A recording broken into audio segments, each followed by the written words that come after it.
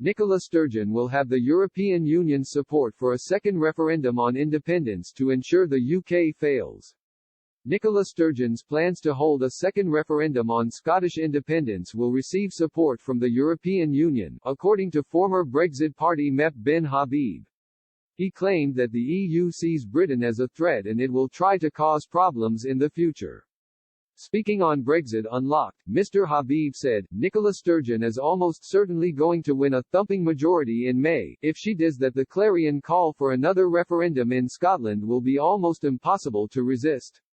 This time around, make no mistake, this time around, she will have the EU supporting her, she will have the EU aiding and abetting her.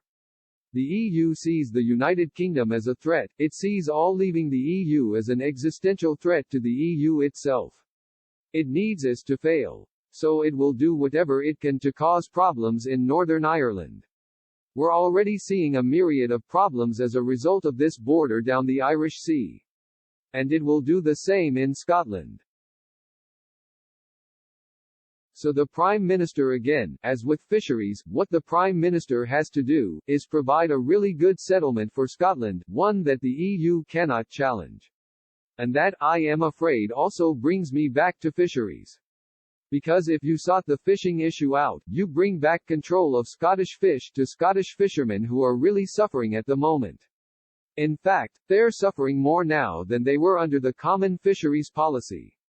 That's how bad it is. So Boris Johnson has to make sure he resolves Northern Ireland, so that he neuters the ability for Scotland to get independence, neuters the ability for EU to use the populace of Scotland against the United Kingdom.